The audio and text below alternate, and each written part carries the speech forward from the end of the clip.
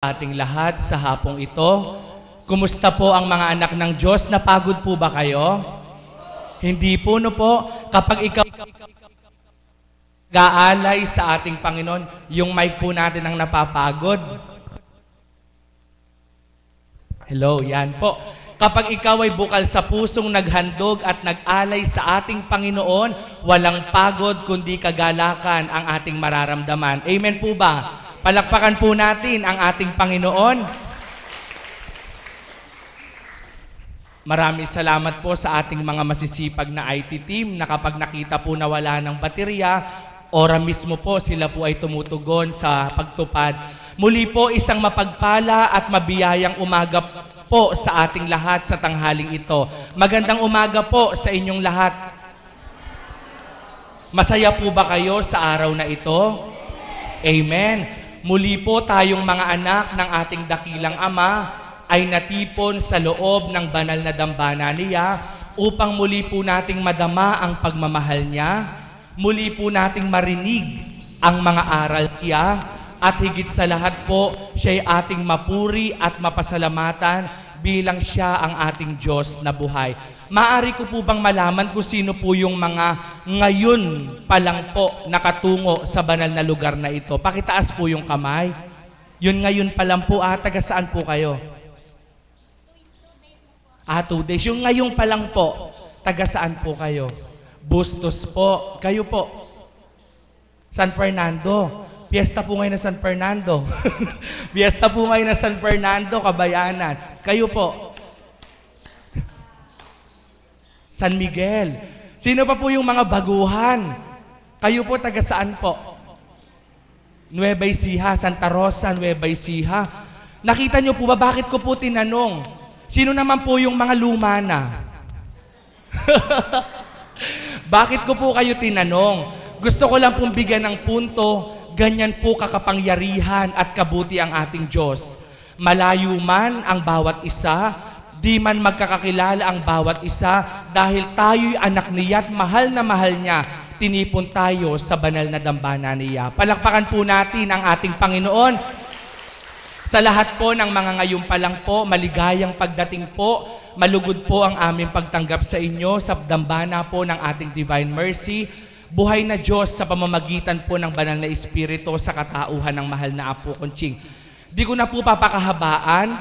Ang magiging tema po natin sa bahaginan sa araw na ito ay ang salitang pangako.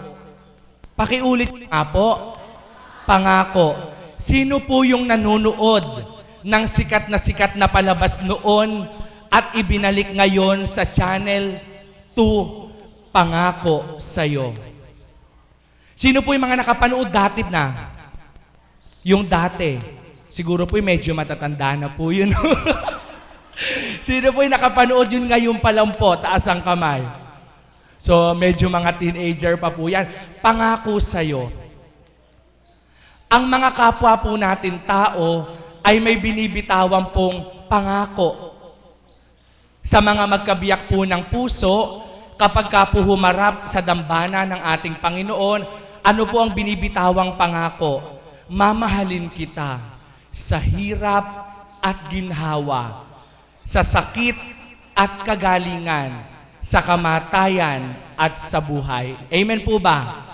Sa mga magkaibigan naman po, best friend forever, walang iwanan. Yan po ang pangako ng mga tao. Subalit lahat po ba ng pangako ng tao ay naging totoo? Hindi po. Kasi kung ang lahat po ng pangako ng tao ay naging totoo, wala na po sanang naging salita, pangako na pako. Ang pangako po ng tao ay may pagkapako. Subalit sasang-ayon po ba kayo? Ang pangako ng Diyos na totoo, walang pagkapako kailanman ito. Amen po ba? Kapag pinangakuan ka ng Diyos na pagagalingin ka niya, magtiwala ka, pagagalingin ka niya. Kapag pinangakuan ka ng Diyos na bubuhayin ka niya, magtiwala ka, mabubuhay ka. Kapag pinangakuan ka ng Diyos na masosolve mo yung problema mo, magtiwala ka, masosolve mo ito. Amen po ba? Ano lang po ang kailangan para matupad yung pangako? Ano po yung kailangan para matupad yung pangako? Pagtitiwalang may katapatan. Amen po ba? Sa tao po, halimbawa po sinabi, 2:00 pupuntahan kita sa baliwag. Maaraw po nung tumawag. Umulan po. Yung pinangakong pupunta ng 2:00 sa baliwag, di na tinupad kasi umulan. Pero sa Diyos po, pag sinabi niya sa iyo, pagagalingin kita bukas, umulan o umaraw man, kapag nagtiwala ka bukas, pagagalingin ka niya. Palakpakan po natin ang ating Panginoon. Kaya, ang ating pong tema ay pangako, at ang ating pong pagninilay na ibibigay ko kaukulan sa temang ito, ano-ano na po bang mga pangako ng Diyos sa iyo ang nagkaroon ng katuparan sa buhay mo? Marami na po. Kung nagkaroon ka ng kagalingan sa karamdaman sa dakong ito, sinabi sa iyo ng banal na Espiritu sa katawan ng mahal na Apo Conching, magtiwala ka, gagaling ka. Magtiwala ka, mahuhulagpusan mo yan. Yun po yung mga pangako ng Diyos na nagkaroon ng katuparan. At upang pasimulan po ang ating bahaginan, isang kapatid ko pong alagad ang aking tatawagin sa harapan upang isiwalat niya ang mga pangakong binitiwan ng Diyos na nagkaroon ng katuparan sa kanyang buhay. Ang isa ko pong kapatid na alagad mula po sa Valenzuela, ang aking pong mahal na kapatid na Nora Violante. Palakpakan po natin ang ating Panginoon para sa kanyang pagbabahagi.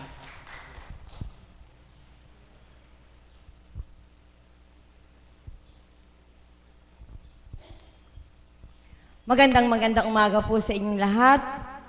At nagulat ako na. Pangako. Alam niyo po ba mga kapatid, yung salitang pangako, ito po sa tao napapako, pero sa Panginoon hindi po napapako. Yan po yung naganap sa buhay ko. Marami na pong taong nangako sa akin, pero napako. Subalit nang matuntong po ako sa lugar na ito, napakarami pong pangako ng Panginoon sa akin nung unang-unang lumuhod ako sa harapan ni Apo Conching sa Adoration Chapel. Ang unang sinabi niya sa akin, anak, kay tagal kitang hinintay. Salamat muli kang nagbalik sa piling ko. Huwag kang mag-alala, ang lahat ng dinanas mong pagsubok nung araw na sinukuan mo, umurong ako sa kanya. Inayawan ko ay hindi mo na muling mararanasan. Tunay mga kapatid ko, hindi ko na po naranasan ang mga nakaraang pagsubok. At sinabi po sa akin ng Panginoon na mararamdaman mo unti-unti ang mga problema mo ay magkakaroon ng kalutasan. Naganap po yun sa akin. Isa po akong teacher. Isa po akong guro. Nagretiro po ako. Nung hindi pa po ako nagre-retiro, trabaho po ako ng trabaho. Sabi nga po ng asawa ko, ano ba yan, trabaho ko ng trabaho, wala ka rin pera. Totoo po yun. Wala't wala din po. Hinahabol ko po ang pera, pero hindi ko po abutan. Wala rin po. Pero nung magretiro ako, hindi ko na po hinahabol ang pera. Dito na lang po sa diyambanang ito, sa Divine Mercy, ako narito. Hindi na po ako naghahabol ng pera. 4 na buwan na po ako hindi sumasahod. Pero ito ako, nakapagtayo pa po ako ng isang maliit na tindahan, malapit sa Bignay Elementary. Yun po ang pangako sa akin ng Ama. Hindi po niya pababayaan ang pamilya ko. At ang isa pong pangako, ang sakit mo ay gagaling. Ang sakit po ng mga guro ay bukol sa lalamunan, karamihan po. May tumor po ako. Nagpa-check up ako sa doktor. Ang sinabi, tumor yan. At kailangan tanggalin. Hindi po ako pumayag. At sinasabi po ng karamihan ng kapatid ko, asawa ng kapatid ng asawa ko, kahit ibang anak ko, patanggal ko para mawala na yung bukol. Hindi po ako pumayag na tanggalin. Unti-unti po ang bukol na yun naran sa aking lalamunan, yung tumor. Kahit po hawakan ninyo ang aking laig ngayon, wala kayong mahahawakang bukol o anuman tumor.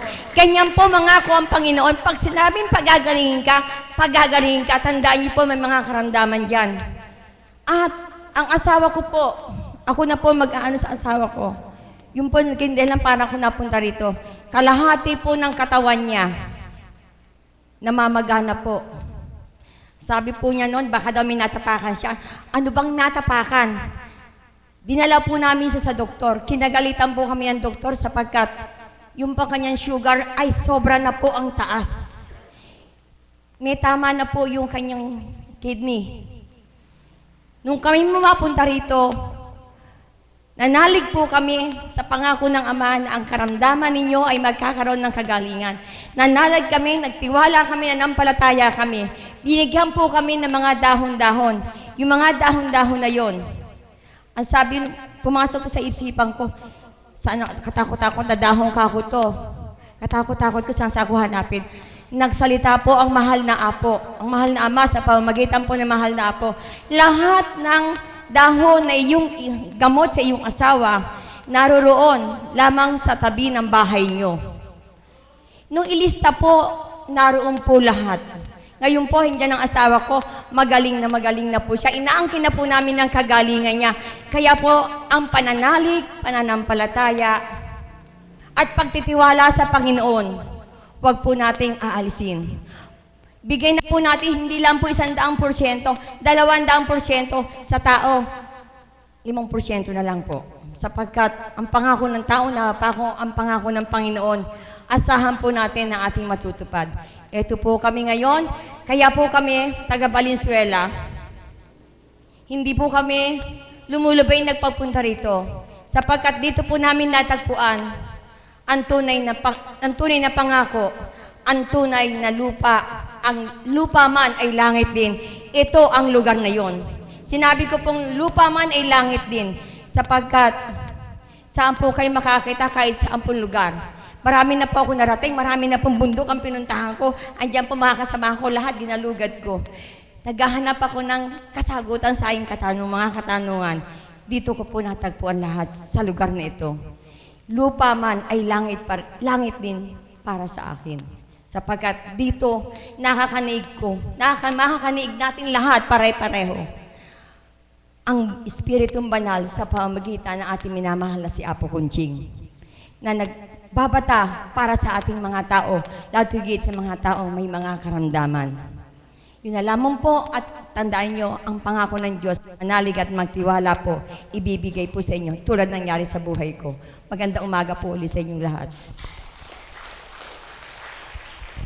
Maraming salamat po, mahal na kapatid na Nora.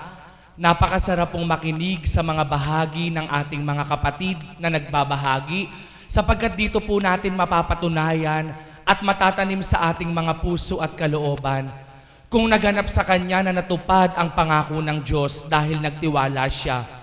Ako rin, anak ng Diyos, kung magtitiwala ako sa sasabihin niyang pangako sa akin, sigurado ito'y aking kakamtin. Palakpakan po natin ang ating Panginoon. Kaya lang po mga minamahal na kapatid, kailangan po kapag mininsahihan kayo ng banal na Espiritu sa katauhan ng mahal na Apo Kunching bilang nagsisilbing pangako, ipakita nyo rin po sa Panginoon na karapat-dapat kayong tumanggap ng pangakong yaon. Sa papaano pong paraan, magtiwala po tayo. Maniwala po tayo na magaganap ang lahat ng sa atin ay itinuturan. Minsan po kasi, gusto ng Diyos na ipatupad ang Kanyang pangako. Bakit di po matupad?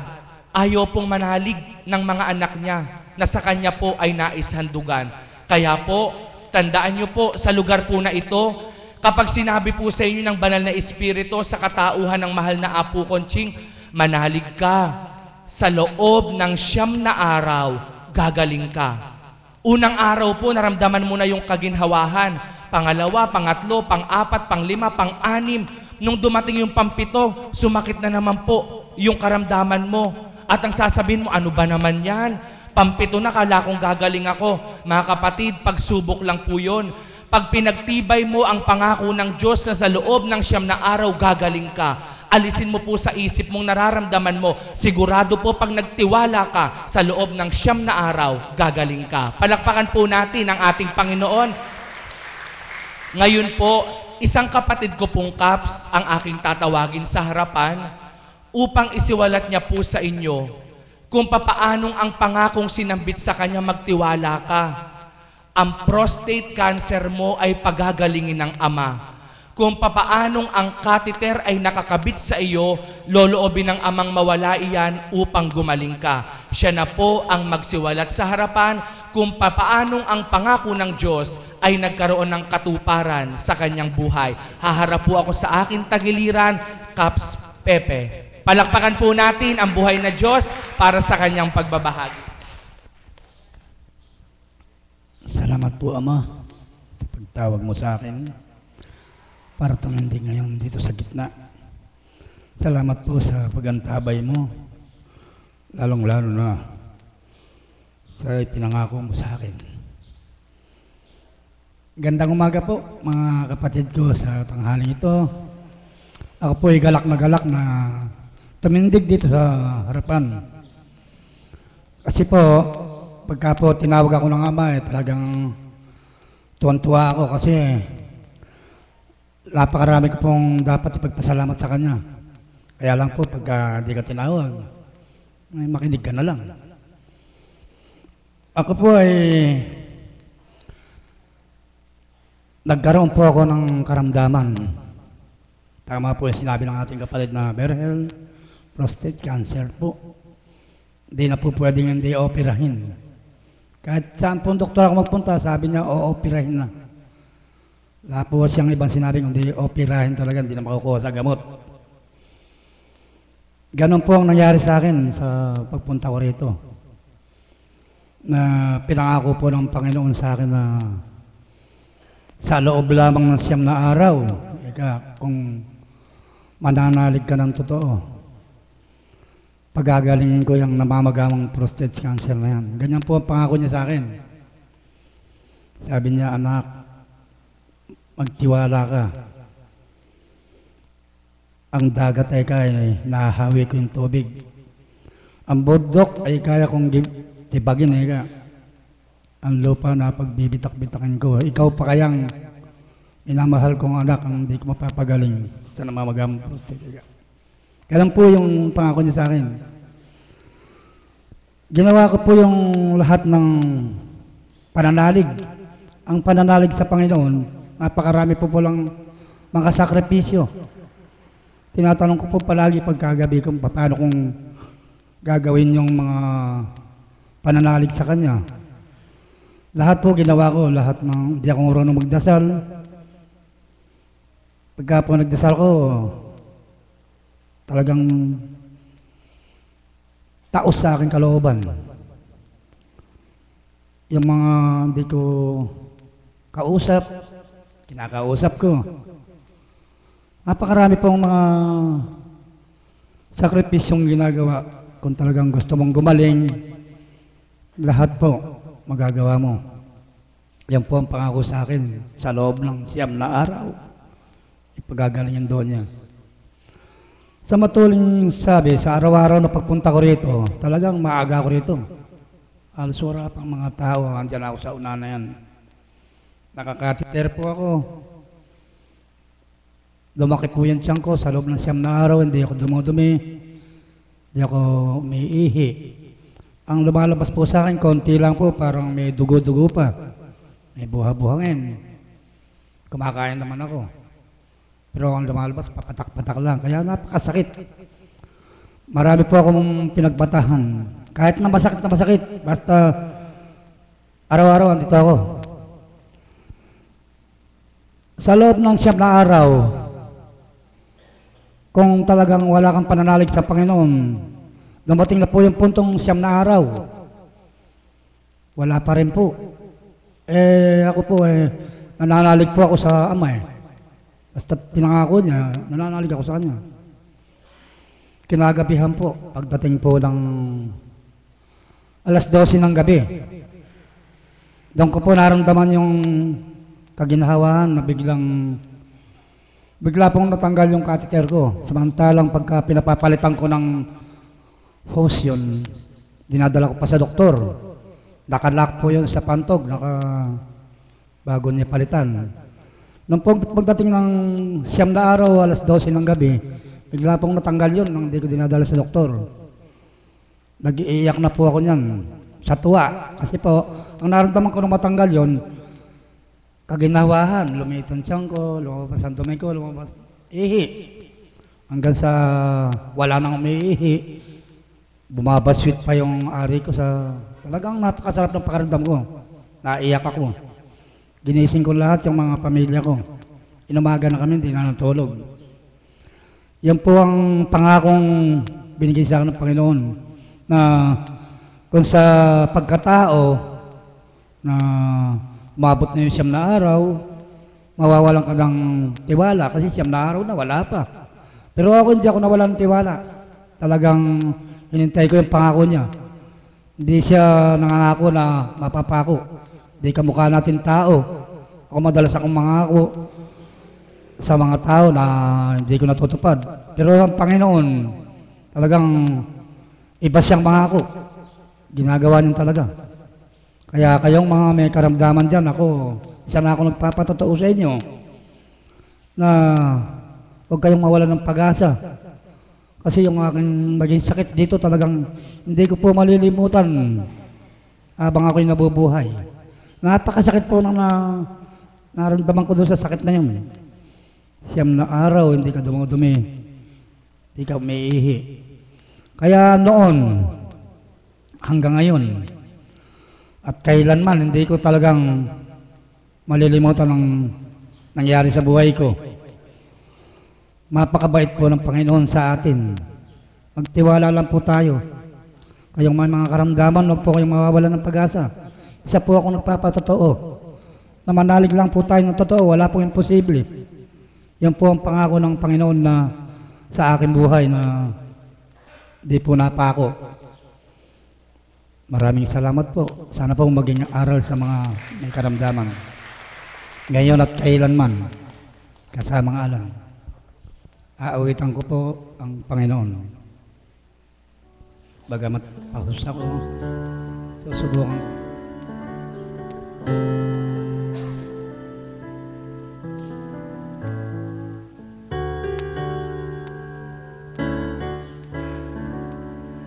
Ngayon at kailanman,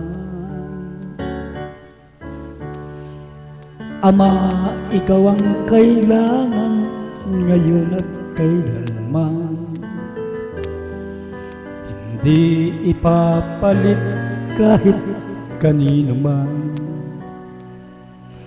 Sa oras ng pagdarasal, ika'y aking nadarama, Ama. Naririyan ako tuwi na sa iyong banal na dambana, ngayon at kailanman. Malilimot ko ba magandang nangyari sa buhay ko, aking Ama? Lahat ng karamdaman ay pinagaling mo na, upang ngayon at kailanman ika'y aking pupurihin, Ama. Bakit labis kitang mahal, Panginoon naming mahal, ngayon at kailanman. Sa bawat oras ang dalangin ko sa iyo, Ama, laging ikaw lamang ang kasama. Bawat dasal ko'y lagi ikaw ang kapiling, aking Ama, aking Ama. Ngayon at kailanman. Maraming salamat po. Pasensya na po kayo. Payos. Maraming salamat po, mahal na kapatid.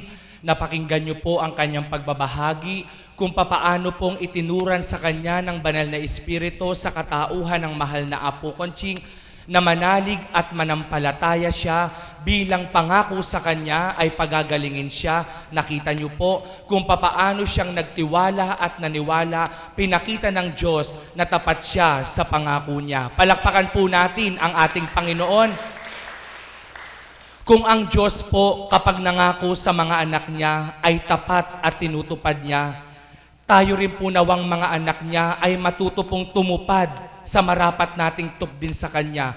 Subalit hindi ko po sasabihing pangako, sapagkat nakakatakot pong mangako kung di mo magagawa ito. Ang pinakamaganda po, bilang balik natin sa pagtupad niya sa mga pangakong sa atin ay Kanyang ginagawa at ginagampanan, gumawa po tayo ng pawang mabuti at mainam bilang pasasalamat sa lahat ng pangako niyang tinupad niya sa ating buhay. Palakpakan po natin ang ating Panginoon. Inaantok po ba kayo? Pumalakpak nga po ang lahat ng buhay pa, ang pananalig sa Diyos. Amen po. Ngayon po, isang pagbabahagi po muli ang ating mapapakinggan mula po sa isang kapatid kong Kaps, kung papaano pong ang maluwat o matagal niyang paghihintay, 10 taon po na sila po ay hindi nagkaroon ng anak ng kanya pong kabiyak ng puso. Subalit sa pagtungo sa banal na lugar na ito, ang tinuran at pinangako ng banal na Espiritu sa katauhan ng mahal na Apo Conching, sinusubukan lang sila. Kung mananalig, mananampalataya at magtitiwala siya, kung papaanong ang kapangyarihan ng Diyos ay maaaring ibaba niya, ang walang anak ay mabibigyan niya ng anak. Ito po ang isang buhay na patotoo kung papaano ang Diyos ay tapat sa kanyang pangako. Palakpakan po natin ang buhay na Diyos para sa pagbabahagi po ni Kaps Macho Cuevas. Kung makikita niyo po yung kanyang anak, kung ang kanya pong tatay ay Macho, ang kanya pong anak ay si Matcha.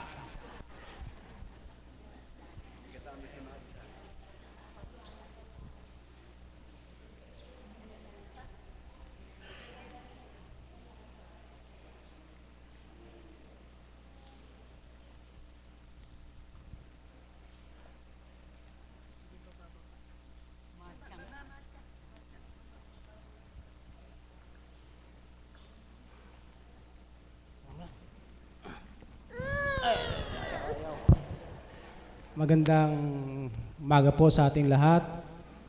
Higit po sa mahal na Apo Conching, ang kinalugdan ng Banal na Espiritu. At sa ating lahat na nandirito ngayon. Siguro po marami po ang mga bago po Marami po ang mga nandirito ngayon na hindi ba po alam, hindi batid ang mga nakaraan sa dambanang ito. Napakarami pong kahiwagaan ang mga nangyayari sa dambanang ito sa pamamagitan po ng ating kinalugdan ng Banal na Espiritu, ang mahal na Apo Conching. Ako po, nung mga panahong yun, nakapagtrabaho po ako sa ibang lugar at ang aking kabiyak ng puso ay wala po kaming anak ng mahabang panahon. Hanggat sa isang pagkakataon na yung aming naging boss sa trabaho, niyaya kami na magpunta dito sa lugar na ito. Pero binawalang bahala ko po yun. Una po sabi ko, ano bang mayroon doon? Bakit pupunta ko doon? May doktor naman. At mayroon namang ibang pupuntahan, bakit doon pa? Pero sa palagi po niyang pag-akay sa akin, para lang po sabi ko sa sarili ko, sige nga, para lang mapagbigyan ko siya, pupunta ako sa lugar na yon. Pumunta kaming mag-asawa para lang mapagbigyan namin. Yun lang yung sa loob ko. Pero sa kabiyak ng puso ko, sabi niya, pagdating niya sa lugar na ito, nagdadasal siya. At sinabi niya sa sarili niya na kung ano yung mga kahilingan niya. Kasi po, noong mga panahong yun, ako po talaga pong sasabihin kong hindi ko po kilala ang Diyos. Hindi po ako nagdadasal. Basta nagsa-sign of the cross lang po ako.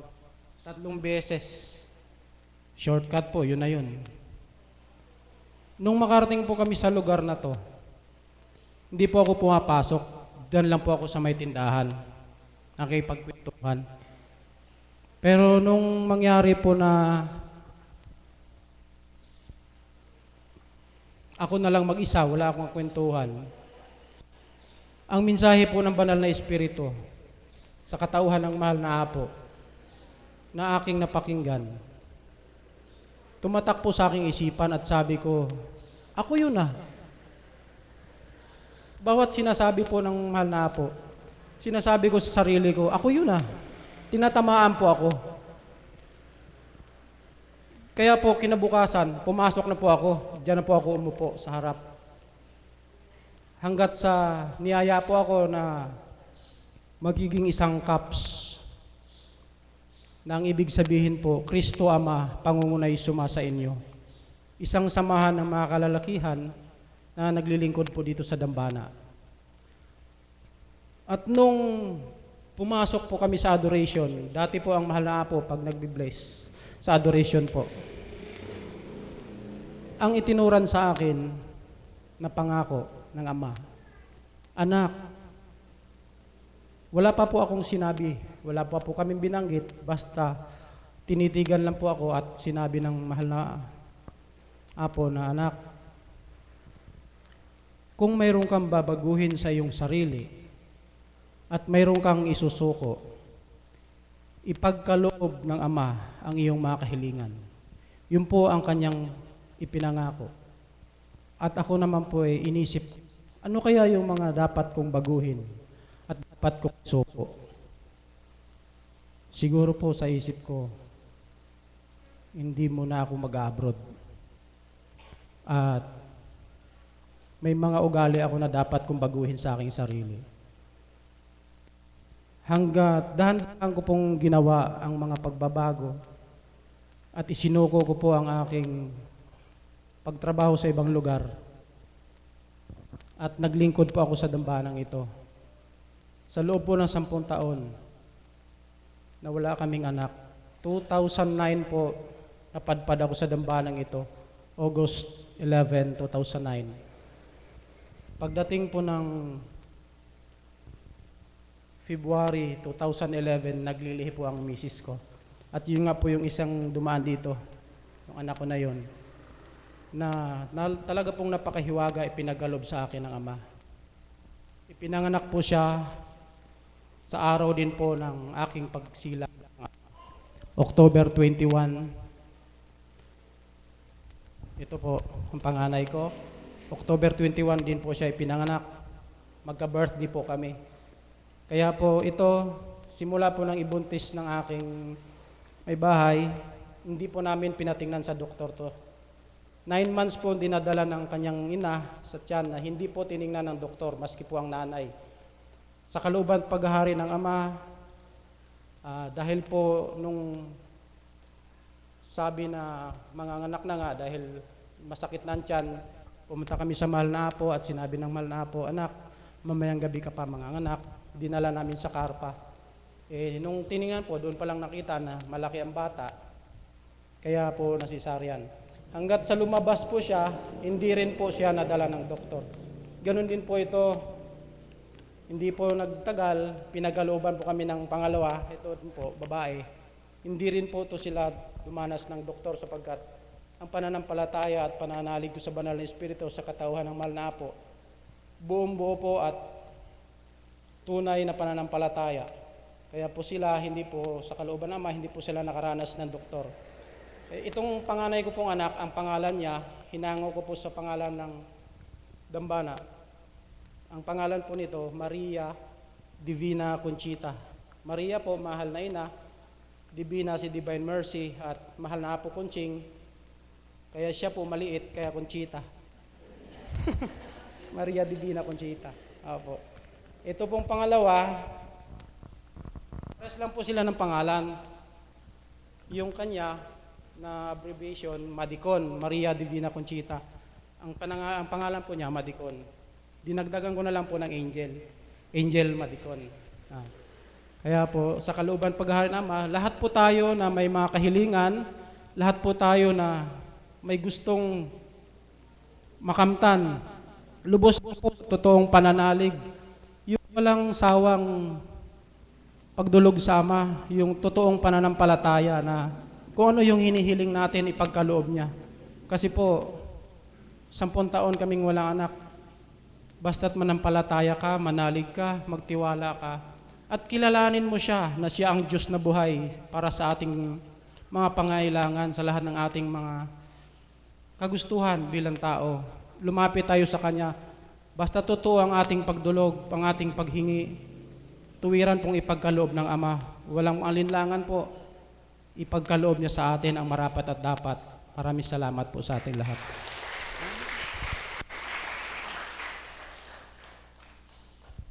Maraming salamat, mahal na kapatid. Nawa ang kanya pong ibinahagi sa harapan ay nakapagdulot po ng inspirasyon sa bawat isang tagapakinig kung papaano pong ang wala ay nabigyan ng Ama, kung papaano pong ang nagmithi ay napagkalooban niya dahil po tapat ang Diyos sa kanyang pangako. Palakpakan po natin ang ating Panginoon. Subalit narinig niyo po yung kanyang sinabi. Paano pong natupad sa kanya ang pangako ng Diyos? Meron po siyang isinuko at meron po siyang binago sa kanyang pagkatao. Sa atin pong lahat na nag-aasam na matupad ang pangako ng Ama sa ating mga buhay, suriin din po natin ang ating mga sariling katauhan. Ano kaya ang dapat ko pang isuko? At ano kaya ang dapat ko pang baguhin? Nang sa gayon sa pagsuko at pagbabago ko, ipakita ng Diyos ang katuparan sa pangako niya sa buhay ko. Palakpakan po natin ang ating Panginoon. Mga minamahal na kapatid, ang pinakamahalaga po, kung anuman ang mga mensahe na binibitiwan ng banal na Espiritu sa katauhan ng mahal na Apo Conching, pagtanggap, pananalig, at pag-angkin, sigurado po ito'y iyong kakamtin. At ngayon po, matapos po nating mapakinggan ang 3 pagbabahagi sa harapan, isang awit po ang ating mapapakinggan mula po sa isang kapatid ko na miyembro ng koro, kung papaanong sa awitin pong ito'y inilalaman, kung papaanong ang Diyos ay nagbibigay ng pangako, tayo rin pong tao ay marapat magsambit sa Diyos ng marapat nating ibigay at ialay sa Kanya. Sabay-sabay po nating palakpakan ang buhay na Diyos para sa paghahandog po ng aking mahal na kapatid na Ana Libunso.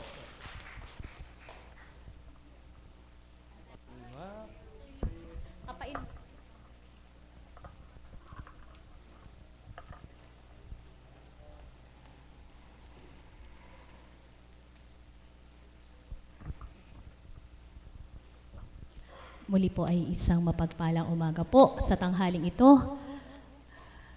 Pangako sa iyo, ano po? Ang Diyos po pag nangako, totoo. Amen? Subalit sa tao, minsan napapako. Amen po ba yon? Bakit ko po nasabi ito? Sa mga pangako po sa akin ng Panginoon, malugod ko pong inihahayag na ang lahat po ay naging kaganapan po. Lahat po ito ay natupad. Sapagkat kapag po siya ay nangako, tapat po. Amen po ba? Isang halimbawa na lamang po ang naging kagalingan ng anak ko na kung papaano nga pong tinura na makakamit niya ang kagalingan, nakamtan po niya sapagkat naging matapat naman din po ako sa pananalig at pananampalataya. At kung papaano pong sinambit niya sa pamagitan ng Espiritu sa katauhan ng ating mahal na Apo Conching na pauwiin ang kabiyak ng puso ko bilang nagtatrabaho po sa ibang bansa. Ano po? Na kung papaano pong inihayag na hindi kami gugutumin, hindi kami magkukulang, yun po ang nagiging kaganapan sa kabila ng mga pagdalisay na pinahintulutan niya pa rin po. Bagamat tinura niya ang ganon, sapagkat sinusubukan po niya ang aking katapatan, ang aking pananalig at pananampalataya. Amen po ba? Kaya po, ang awitin po na ito na ni-request po ng ating mahal na facilitator ay hindi ko po alam. Ano po? Kanina, medyo nagre-recall po kami doon, nagre-review kung ano marapat. Sabi ko, bahala na po ang Ama. Team song po siya sa isang teleseries, yung sinambit niya na Channel 2. 1 week pa lang pong siyang nasa air. Ano po? Nung ito lang pong Monday. So, hindi ko pa siya masyadong naririnig. Napakahirap pong mangako sa Diyos kasi nakakahiya kung hindi matutupad. Amen po ba? Kaya, although kakantahin ko po ito, tanging siya ang nakababatid kung ito po ay matutupad ko. Kaya po sa kalooban at kagustuhan niya at sa kapahintulutan niya, ang pangakong nakapaloob po sa lirikong ito ay nawa po ay matupad ko. Ano po? Sa gabay po ng banal na Espiritu. Hindi ko po alam kung kayang sundan ni tatay. Ano po?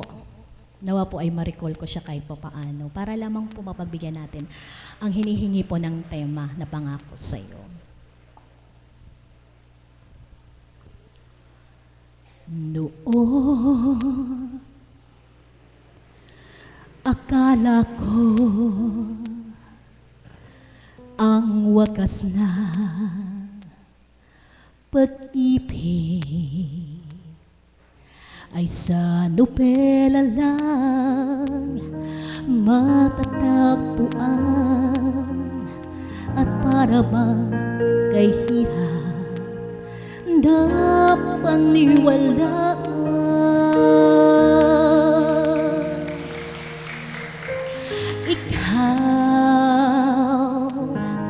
Ikaw Ama, ang hinihintay ko pag-ibig.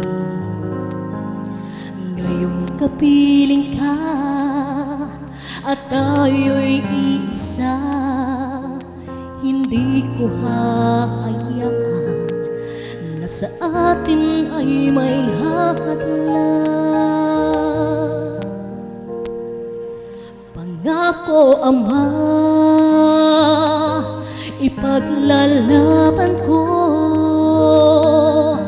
sa hirap at ginhawa ang ating pag-ibig, upang di magkalayo kailanman, pagkat ang tulad mo ay minsan lang sa buhay ko.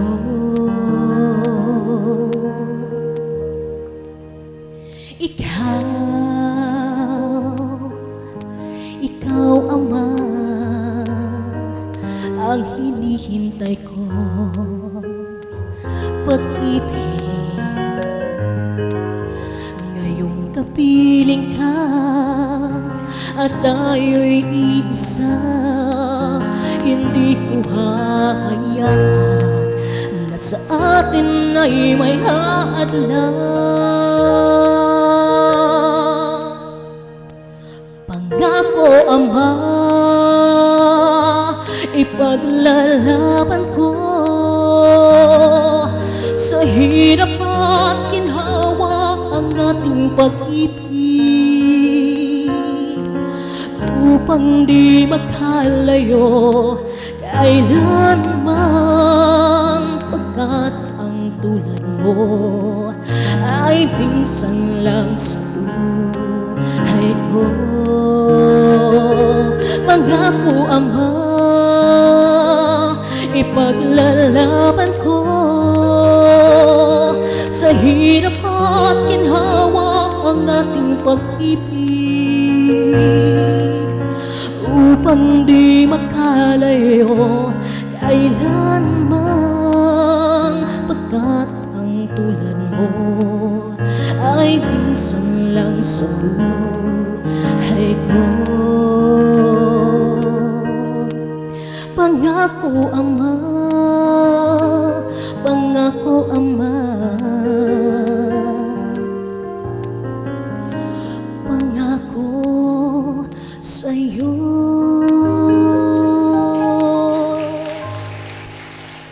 Ang baba po, ano po, subalit yun po ang nasa ng ating Panginoon. Ang sa tayo po ba ay ihiling, mataas pa ang ating kalooban? Hindi po. Amen po ba? Kailangan magpakababa tayo sa ating Panginoon. At pag po siya ay nagtura, nagsalita ng mga salitang banal, pangako po iyon. Ito po ay matutupad ayon po sa inyong pagtanggap. Amen po ba? At ayon din po sa pananalig at pananampalataya ninyo. Amen po ba? Kaya tunay pong tapat, dakila at siya po ay tapat kong mangako sa ating lahat. Kaya po, napakabuti niya. Amen po ba? Muli po, maraming salamat po. Salamat po sa ating Panginoon at muli po ay naalayan ko po siya ng awit. Salamat po.